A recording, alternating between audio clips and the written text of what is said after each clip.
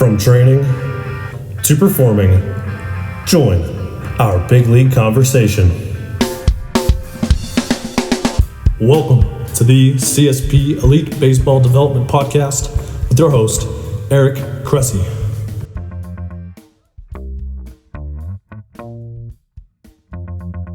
Welcome back to the CSP Elite Baseball Development Podcast. I'm your host, Eric Cressey, and this is episode 24. We've got some awesome stuff later on with our guest on the science and approach of hitting. But before we get to it, I want to introduce you to today's sponsor. This show is brought to you by Juve Red Light Therapy. I was first introduced to Juve because we had multiple clients who'd reported some favorable experiences with red light therapy.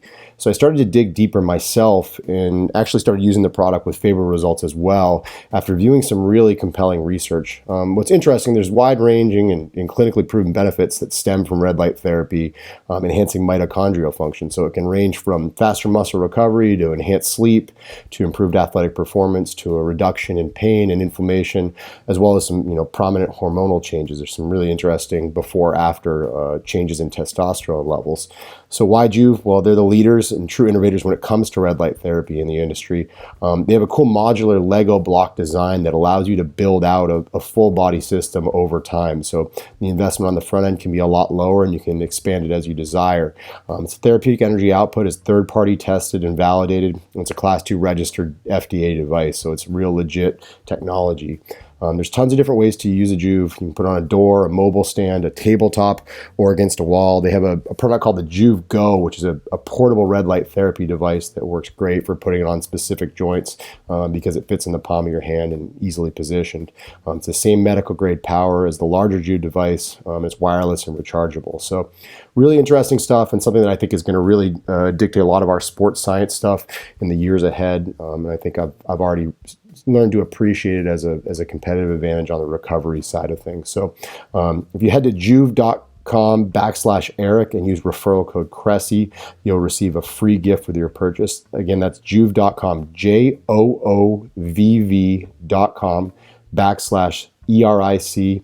You can use the referral code Cressey, CRESSEY, to receive a free gift with your purchase. It's awesome stuff. I'm really enjoying it, and I think you'd like to check it out as well. Today's guest is a first baseman for the Philadelphia Phillies. He was drafted after his senior year of high school in 2005 by the Florida Marlins in the 22nd round, but decided to attend Maple Woods Community College in Missouri and was signed as a draft and follow prior to the 2006 MLB draft. He made his major league debut in 2010 and a few years later was traded to the Seattle Mariners, then on to the Tampa Bay Rays. He had a breakout season in 2017 for Tampa Bay when he finished fifth in the American League in home runs with 38 and also had 85 RBIs. He spent 2018 with the Minnesota Twins and then began this year with the Yankees before opting out and heading to the Phillies. He returned to the major leagues just a few weeks ago. He also started up with us at Cressey Sports Performance in 2014 when we opened our Florida location, and he's become not just a great resource to me on the science of hitting, but also a great family friend. Please welcome to the show, Logan Morrison. All right, Logan, welcome to the show. Thanks for having me, buddy. This is kind of like a weird welcome because I feel like I never talk to you in this formal of context. Usually it's like text message or our kids are screaming at us while we're trying to have a conversation. Yeah, no doubt. Yeah, but I don't know if this isn't, I'm not doing a job interview, so I'm not that worried about the formality. Yeah, don't drop the ball. We can always edit this if we need to. But all right, so we could go in a million different directions on this, and we certainly probably will as we get going. But what I'm really curious about is obviously, so you go to the big leagues, back in 2010. You do so with the Marlins, then you go to the Mariners, you go to the Rays, you've been with the Twins, and then this year, Yankees and Phillies. I'm curious to see kind of how you've seen baseball change, from when you were drafted. I mean, you were a draft and follow, which they don't even do anymore. How have things changed, as a hitter or a position player in general since you came up in 2010? Well, I think the way that they evaluate players has changed, position players. So, as players, you have to change. They used to value way back. They used to value average as the best tool. Mm-hmm. Now it's OPS plus or runs created plus or all these metrics that they use, and basically all it means is drive the ball, do damage, and get on base. So that's what I've been trying to do ever since that change. And I would say that when I got to the big leagues, I was just trying to find a way to get on base, slap the ball around the park. And then the change probably started happening for me in 2014. But when you change things, it doesn't always go smoothly. So there was a couple of years there where I had a lot of figuring out to do, and got some bad information, tried to apply it, it doesn't work out. Got some good information, tried to apply it, couldn't apply it. Those kind of things, and you just got to find your way through it. Yeah, and then, it's interesting. I think a lot of people look at a guy who, you had a breakout year in 2017 and hit 37 homers, but a lot of people don't realize that it just doesn't magically happen in an off season for everybody. It's not like a Justin Turner where he tested the waters one September and then made an overhaul that off season and then came out and was an absolute dude. For you, it was multifaceted, right? It was swing changes, it was approach changes, it was getting over injuries that you had. What were the things that you feel all clicked together to lead to that 2017 year? Well, yeah, I mean, first of all, you got to be on the field to be able to produce and put up numbers. So, I think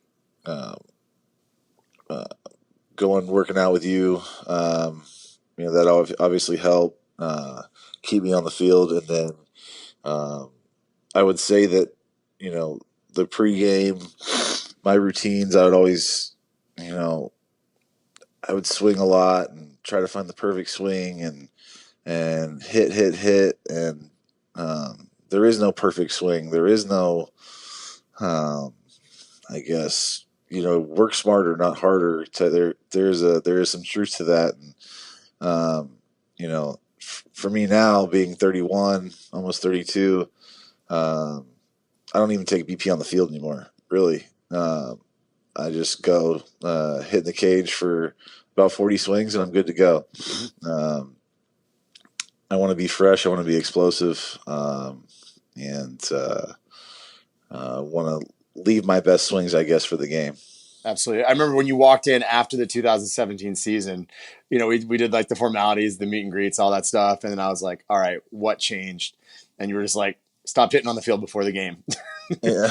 It was one of those things where you were a guy who would always hit till your hands bleed. Is that something that you were honestly always fighting, the want to go out and do more and more and more? Or is that something you've learned to temper in your years?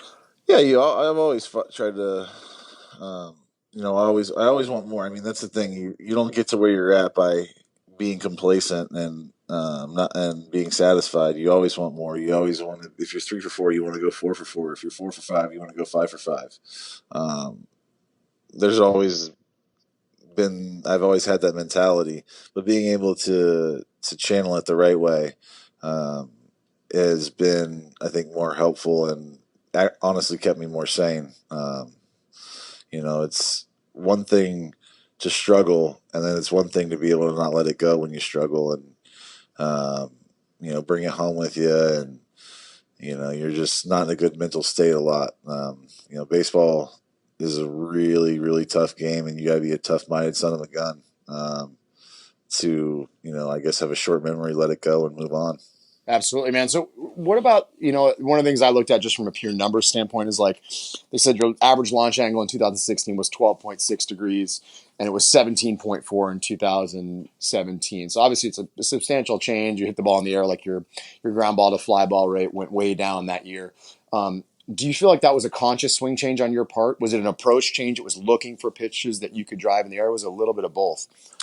Yeah, I mean, I think it's a little bit of both. Whenever you talk about these things, people will say oh, you're worried about your launch angle, or you're thinking about this, or you're thinking about that. And it's dude, I have no idea what the optimal angle is to hit a home run. Mm-hmm. I'm trying to hit the ball hard and I'm trying to hit it in the air. But beyond that, I don't get scientific with it. It's not math. It's an art, hitting. And I'm trying to get in the air and I'm trying to hit it hard. And you're right. Like I'm searching for pitches to do that on. I think, and like years are different. Like this year, I feel like I'm crushing the ball up in the zone. In 2017, I was crushing the ball down in the zone. So, I don't.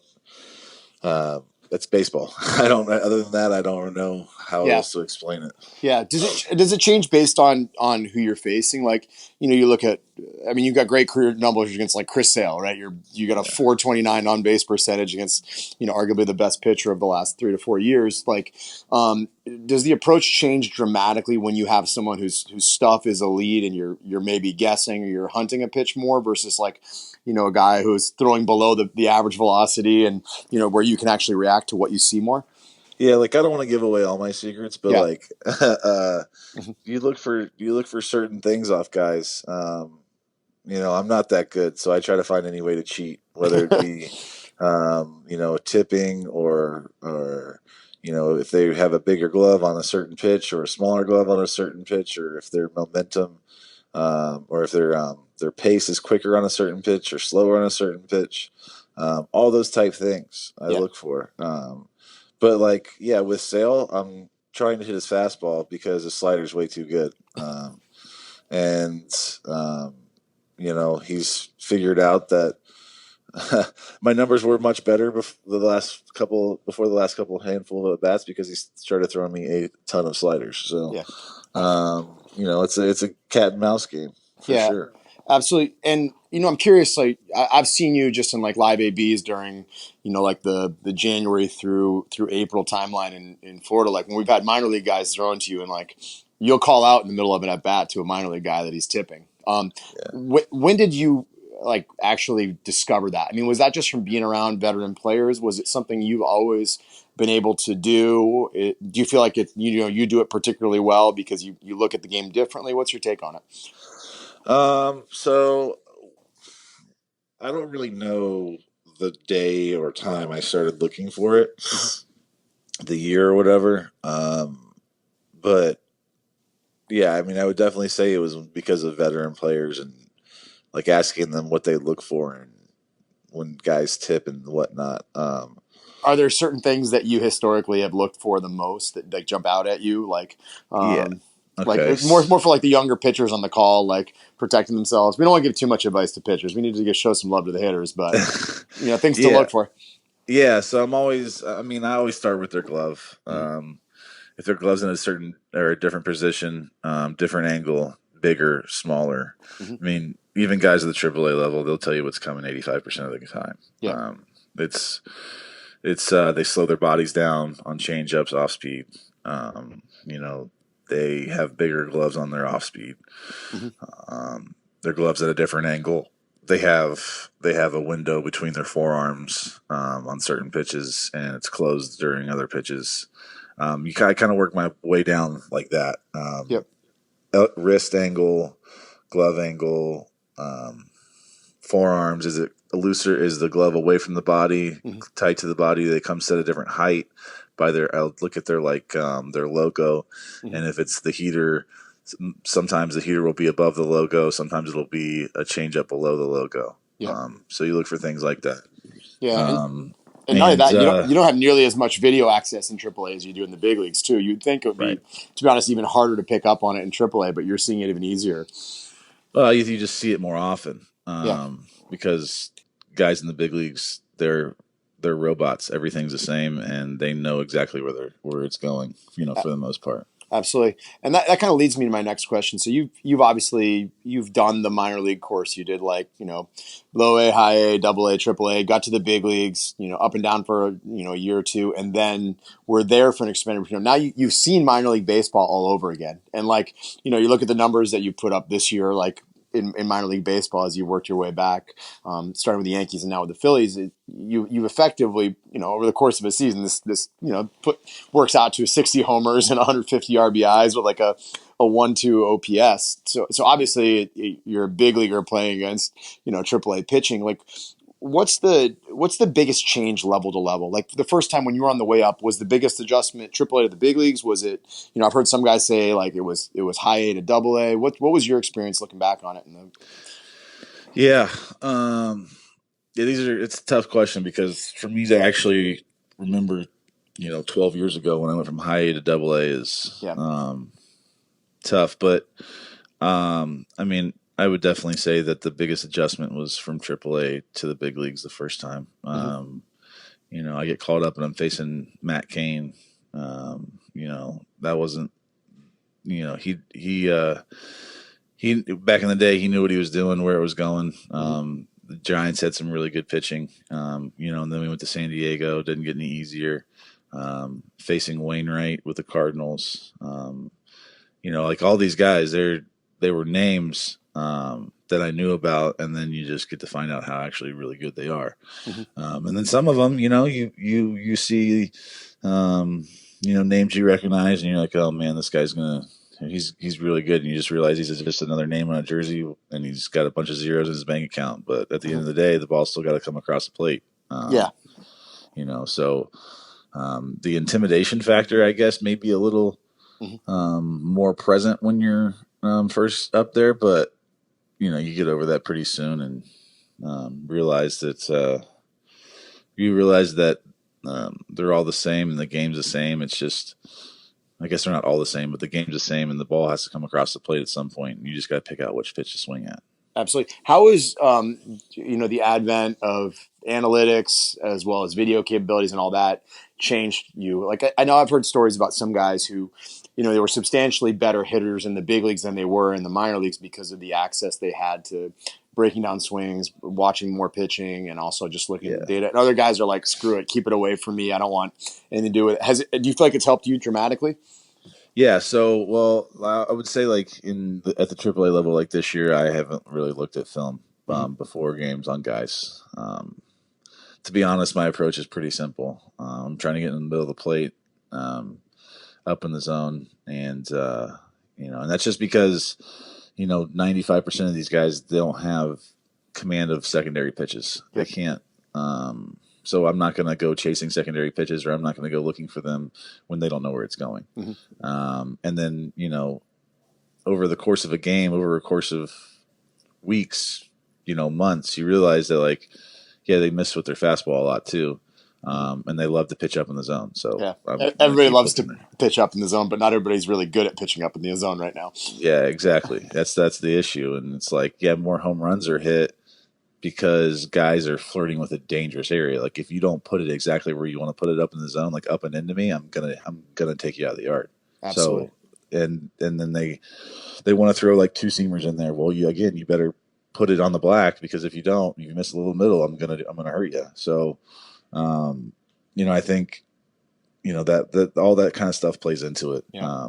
And that's just a generality for sure. But I would say that's generally speaking, that's what AAA arms are trying to do now, is try to figure out how to pitch up in the zone.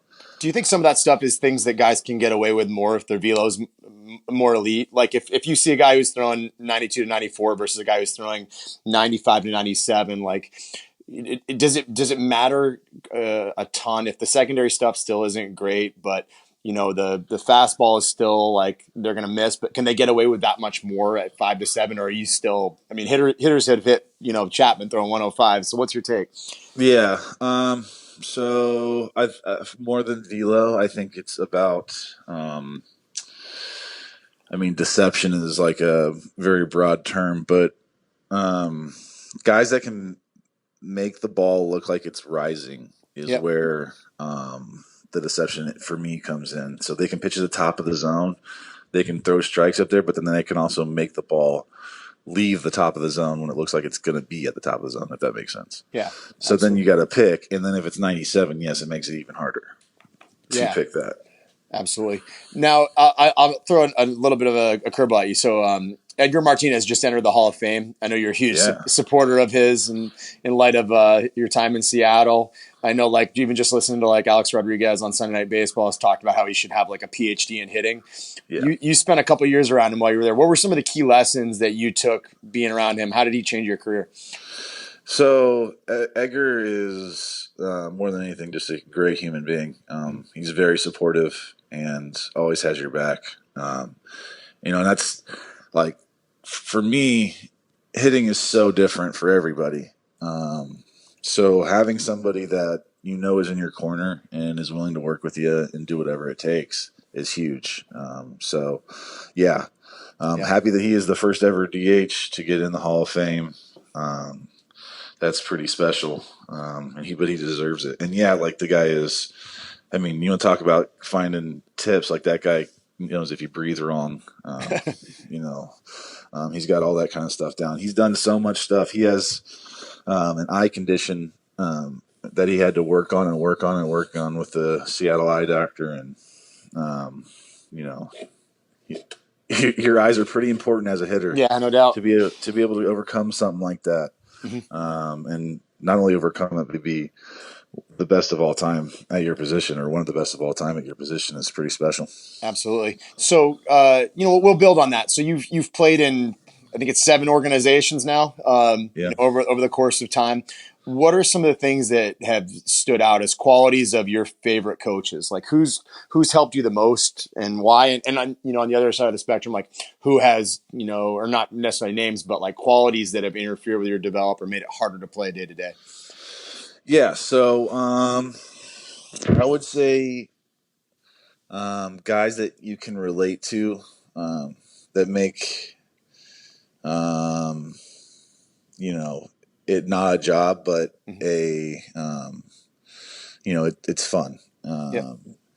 So qualities like I said, like being positive, having your back, empowering you, making you feel like you're the best player on the field at any given night. Those are the type guys you want. You have guys that speak mechanically at the right times and tell you to stop being a wuss and your swing's fine and go compete at certain times. Being able to have, for me, I definitely do get too analytical sometimes or too mechanical sometimes. Having guys to be like, no, you're good, let's go, is a good thing. I don't know, to be like guys that like want to, I don't know. It's tough. Like hindering, like, I don't know if like hitting coaches ever hinder you. They just might not help that much because they don't. That's the one thing that I realize, like with hitting coaches, is they don't want to ever lead you down the wrong path, so they're very careful about what they say sometimes. Yeah. So I guess maybe that's a quality I don't like. I don't know.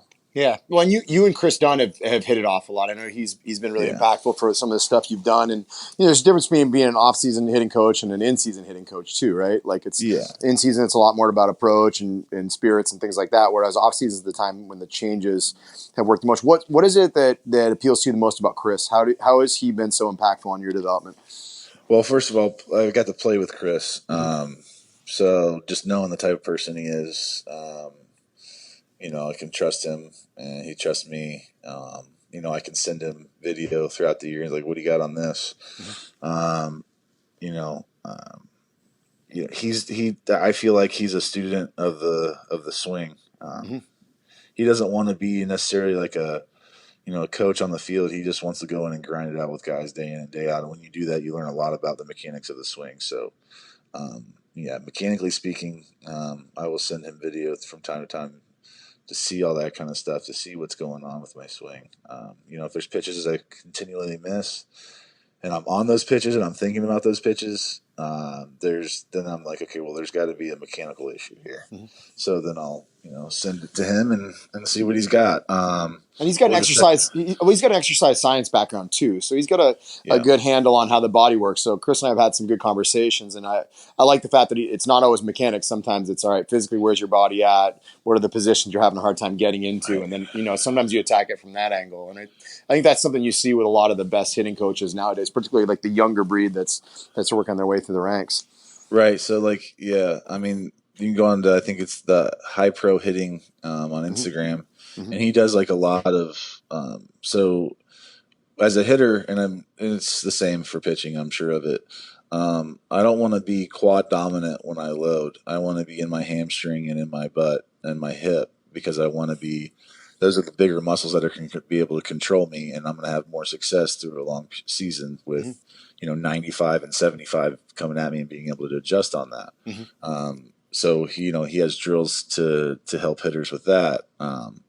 He talks about tight turns a lot. So it's not necessarily that you want the bat outside your back shoulder all the times and swinging north to south. It's you want to have your hands available at all times to swing the bat.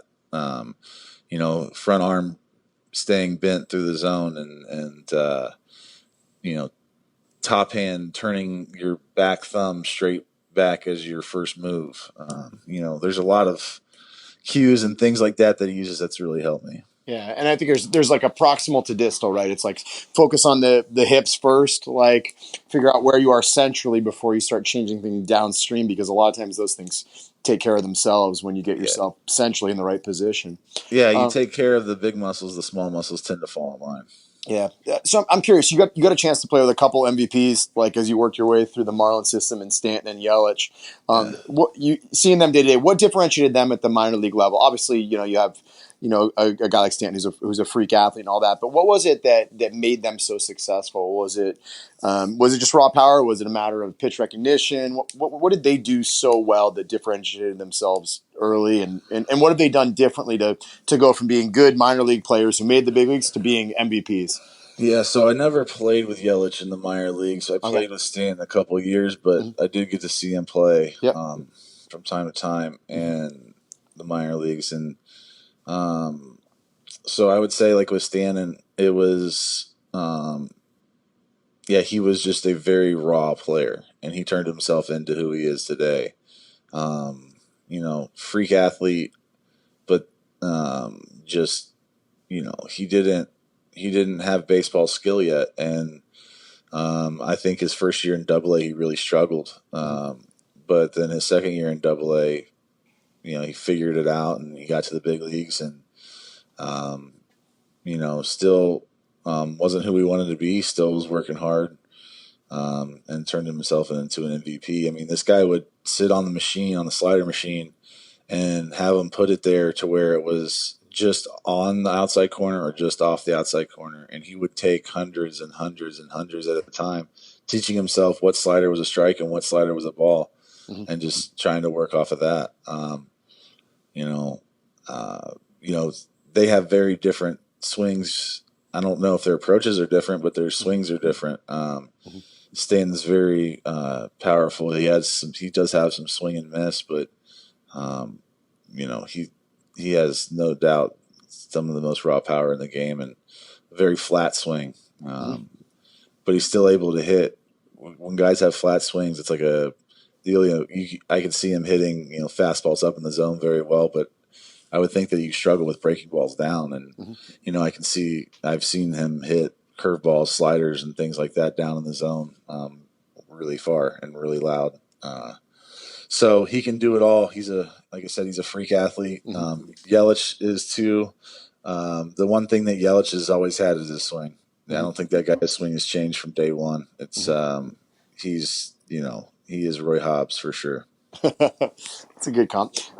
So here's maybe a total change of pace, right? So early on in your career, you were social media, you were very involved, I would say, to put it lightly, and you got yourself into some trouble there. I think for a while, your Twitter still had you listed as like a Seattle Mariners outfielder, even though you were in Tampa for 2 years and playing first base and DHing. So I don't know if you forgot your password. Now Twitter is no more. You're a little bit of Instagram, but for the most part, you're off social media. What kind of precipitated the move off of it, and then how has it impacted your ability to perform at a high level? Well, I mean, I don't think that has one thing to do with the other, to be honest. Yeah. But I was just tired of hearing it. Like it's get off. Like back in the day when I was tweeting, you couldn't work hard and be on Twitter. Yeah. But now you have to get on Twitter to show everybody you're working hard. Yep. So I guess I just missed the window a little bit. Yeah, that or you were just an early adopter and everybody was trying to get on your level. No, I'm telling you, like Al Leiter literally did an interview with me on MLB Network asking me, don't you think it's just too much to do Twitter and baseball? I'm like, Al, like I'm not going to the bar chasing it. I'm on my computer or on my phone typing in things in my bed. Like, it was 140 characters too. It wasn't even the 280 it is now. yeah, it's just outrageous. Yeah, but now it's Instagram, so it's toned down a little bit. I mean, do you feel like in any way it just tuned out distractions, or do you think that you were peacefully coexisting with it just fine? Yeah, I mean, it's very negative. So sometimes like go on there and like read all the negative comments and things like that. People say a lot of stupid stuff behind Yeah. keyboards and behind screens. So, just to not listen to it, not to even worry about it was, I kind of think my motivation to get off it. But, Mhm. At the end of the day, um, I'm a baseball player and that's what I want to be remembered Yeah. for. And not Twitter and Instagram or whatever, but also wanting to have an Instagram so I can, not have to like call all my family members to tell them what's going on. I can Yeah. just put it up there. It's a good way to do it. Put pictures of your kids up and stuff. It's moderated Yeah. over the years. Yeah. So along those lines, so you now have a son. I mean, you have a daughter too, but you have a son now. What would your advice to your son be in terms of like long-term development? Let's say, I mean, because you went to your dad when you were how old and said, I want to be a Major League Baseball player. I remember you telling me the story. Yeah. So I think I was around 5. I don't really remember. Yeah. And that was, I wanted to be a Major League Baseball player, and then he never let me forget it. I mean, he put me in front of everybody that, he knew he read all the books. If there was I went to hit with Kevin Seitzer because he was in the big leagues, and he probably knew a lot more about hitting than we did. So I would take lessons from him when I was in Kansas City. All these people he would try to put me in front of, just trying to get me to learn more and develop to be a better baseball player. I played every chance I could. I was playing 80 games in the summer. I probably played 120 games when I was 12, 13 years old. Just played. And looking back on that now, like, yeah, you can play a lot of games, but maybe 80 is probably the most you want to play. Just wear and tear on your body, even when you are younger, is still a real thing. You need to rest, and it's also good to, play other sports. I played basketball. I wasn't very good, but I had fun playing basketball. I would say that if you asked me when I was 12, 13 years old, I'd probably say that basketball is my favorite sport just because I was so tired of baseball. It's a good lesson. Yeah, but just being as good as I was at baseball, stuck with it, and that worked out. Absolutely. So when it comes to young Justice, what's the strategy? Justice comes to you at age 5 and says, I want to be a Major League Baseball player because he's having so much fun hanging out in the clubhouse. What do you do? Well, I would tell him to play golf probably at this point. But if we get the economic situation figured out with baseball, then I'd tell him, okay, well, you better be willing to work. It's not easy, that's for sure. And you're going to have to, quote unquote, sacrifice a lot of stuff if you want to get to be where you want to be. There's a lot of things that I missed when I was younger. Grad nights and going out with my friends and hanging out with girlfriends and all that stuff. That wasn't a thing because I was playing baseball on the weekends and all that kind of stuff. I tell them to have fun with it.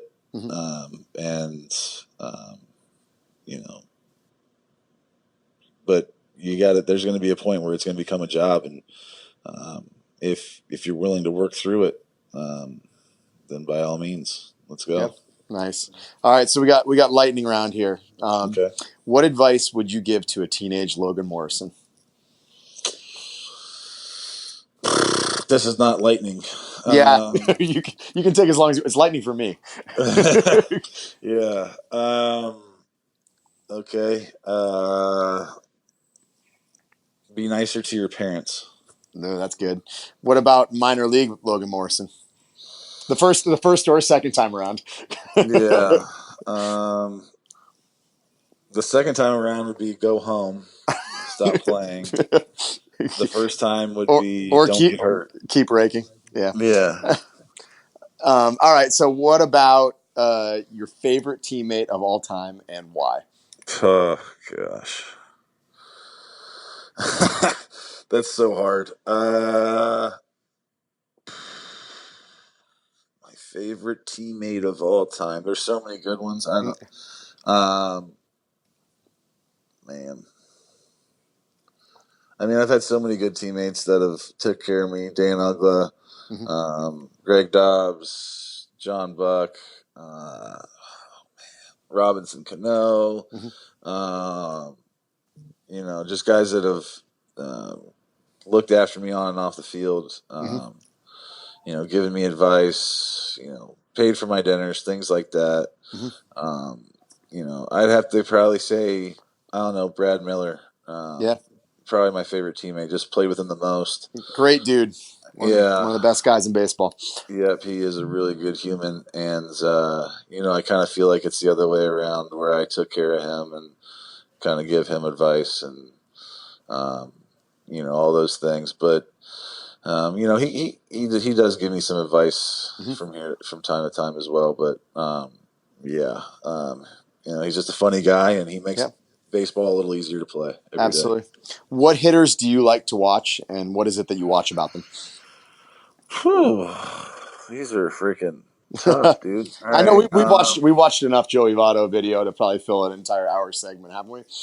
Yeah, Votto does some pretty good stuff. Yeah, I mean, I do enjoy watching Joey Votto.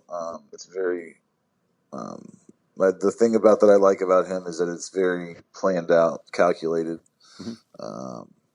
He knows the strike zone better than anybody, and that's what I admire about him. Christian Yelich is probably my favorite player, so I'd have to go with him. There you go. I just, like I said, he's the natural man. I love the way that he doesn't have to think about anything he does. He just does it. That's pretty cool stuff. Absolutely. So, bigger adjustment, going from outfield to first base or first base to outfield? First base to outfield, 100%. But that's just because I was naturally a first baseman coming up to the minor leagues. And then 2 weeks before I get called up to go play the outfield, I'm like, oh, okay. So then I'm making my debut in left field in San Francisco, where the flags are blowing everywhere. And it's not exactly a secure feeling when you first go out there, but I wasn't very good, so I would definitely have to say it's first base to outfield. Yeah, and people forget that you were also a pitcher back in the day. Like you had some arm speed, and so I'll tell my story. It was probably spring of 2015, and we were out on the field one day, and I never knew that you had pitched back in high school.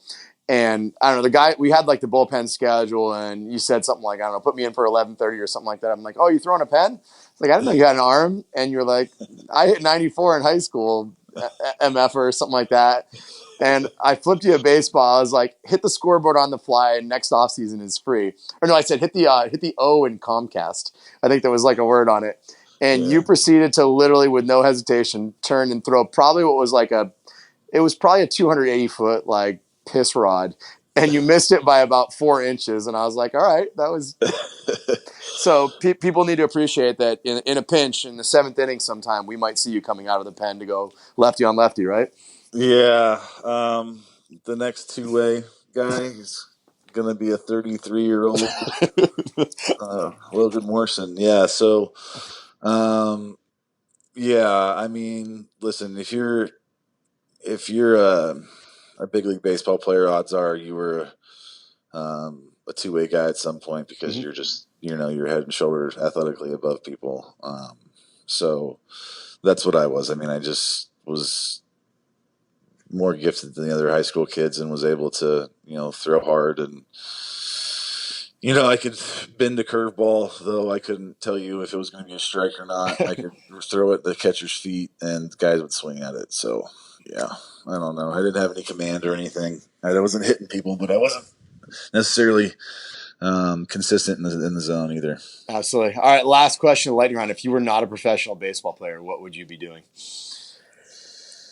I'd be Blake Bortles, the construction worker, smoking cigarettes.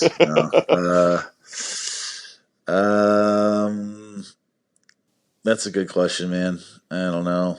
I would like to think I would do something athletic. Still play sports. I just don't like being. I like using my body in that way. I don't like being indoors and behind a desk or in a cubicle. I was giving you an opportunity to launch your political campaign in front of a very welcoming audience, and you missed it.